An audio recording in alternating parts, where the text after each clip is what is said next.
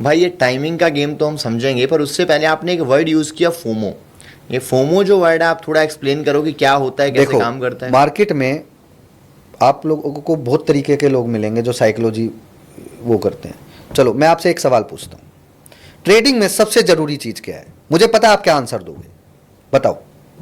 Trading में सबसे ज़रूरी चीज़, मतलब बहुत सारे आंसर हो सकते हैं, पर फिर नहीं, भी सबसे किस वे जरूरी में चीज पूछना चाह रहे हो? आपने ट्रेड ले लिया, इसके बाद सबसे जरूरी चीज क्या है? सबसे ज़रूरी चीज़ है रिस्क मैनेजमेंट। या आप कह सकते हैं कि मैं तो जो सोचता हूँ वो है कि ट्रेड लेने से भी पहले ये ज़रूरी है कि पोजीशन साइजिंग कर लें, उसके बाद में उसका एक स्टॉप लॉस जो है वो फाइनल कर लें। अब आपने ना आंसर ना बड़ा ट्विकिंग करके दे दिया। अच्छा। इसका सही आंसर है, इस अगर ये ऑडियंस वैसे तो मुझे पता है क्या आंसर देना है इन सबको, तो आप लोग अपना आंसर भी लिखना, मैं अपना आंसर बता रहा हूँ वैसे। इसका सही आंसर है एग्जिट प्लान।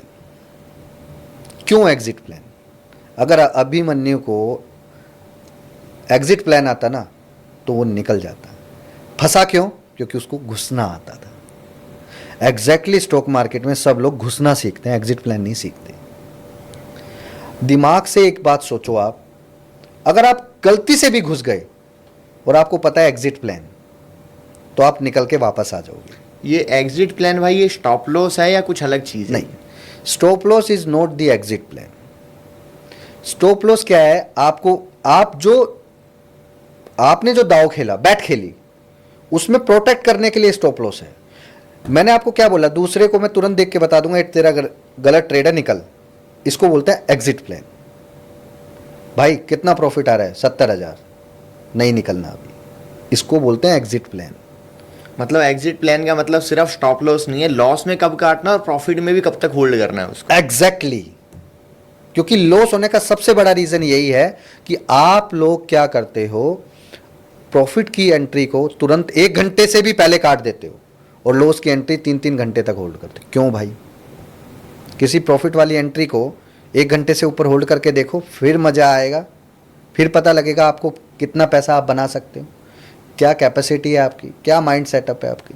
लोग तरह तरह से आपको बोलेंगे साइकोलॉजी चाहिए, अच्छा माइंड सेट चाहिए, ये चाहिए वो चाहिए। आपके ना एक अच्छा एग्जिट प्लान आपके कॉन्फिडेंस से आ सकता है। और भाई कॉन्फिडेंस कहाँ से आएगा? कॉन्फिडेंस के लिए ही तो बैठे हुए हैं हम। कॉन्फिडेंस तब आएगा जब आप सही मायने में किसी ऐसे ट्रेडर से सीखो जो भले ही पैसा ना बना रहा हो, लेकिन उसके पास उसका बनाया हुआ सिस्टम। ये चार्ट वाला गेम नहीं। You send me the logic, अगर आपके पास है तो मैं ऐसे 10 लॉजिक बताकर जाऊंगा आज इस वीडियो में, और आप उन फैक्ट को जाकर मार्केट में चेक कर लेना। 1000 ऑफ बुक्स में भी ये बात आपको मिल जाए, I will give you the 1 lakh rupees reward. जो लॉजिक मैं बताकर जाऊंगा, लॉजिक नंबर 10, लॉजिक नंबर 6, ठीक है, लॉजिक नंबर 7, तो मैं बताकर जाऊंगा।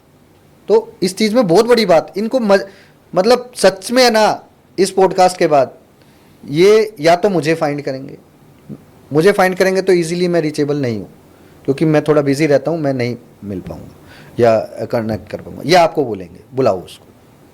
तो मेरे पास ना, मैं कोई वो नहीं हूँ कि आपके पास आगे एक स्टोरी बना कर लाऊं।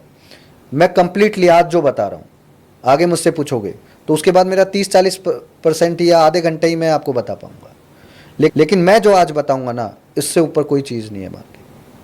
और यही चीज़ आप बाद में पूछोगे तब भी यही चीज़ बताऊंगा। तो इस चीज़ में बहुत बड़ी बात है। अब आप ये बताओ, आपकी ऑडियंस क्या सुनना चाहती है?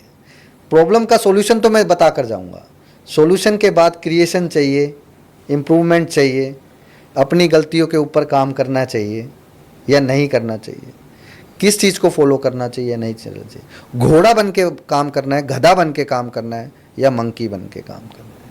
इन तीनों भाई बड़ा अलग अलग चीजें बताई, घोड़ा, गधा, मंकी, ये सब जानेंगे हम चलते हैं कैसे काम करते देखो हैं। भाई, सीधी सी बात बोलता हूँ, मैं तो गधा बन के काम करता हूँ, ये मेरी अलग फिलोसफी है। लोग तो घोड़ा सोच रहे हो, गधा तो बेवकूफ होता है।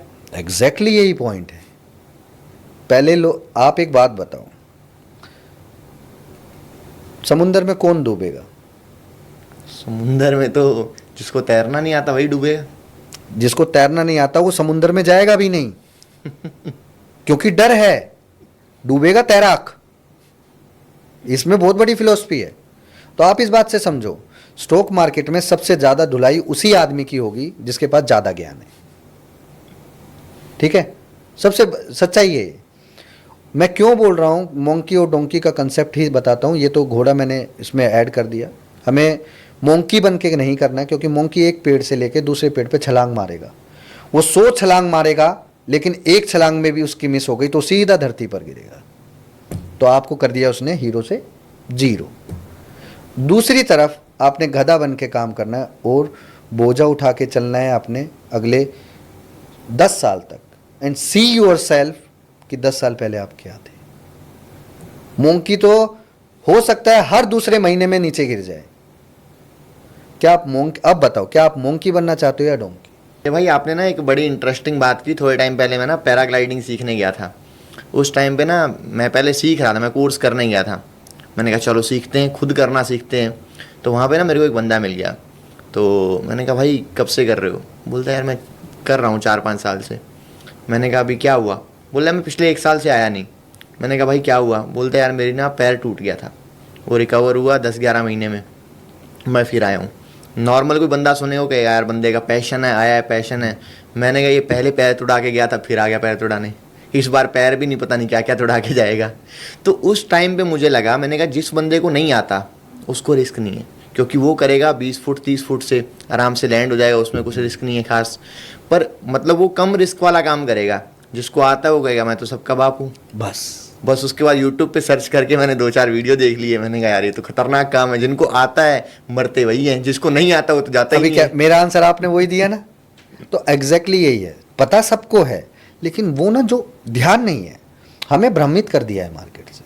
किसने? उन ट्रेनर्स ने, जिन्होंने ये बोल दिया अरे मार्केट कोई बड़ी हवा नहीं है, मैं आपको 4 लॉजिक ऐसे बना सकता हूँ, आप रोज पैसा बना सकते हो।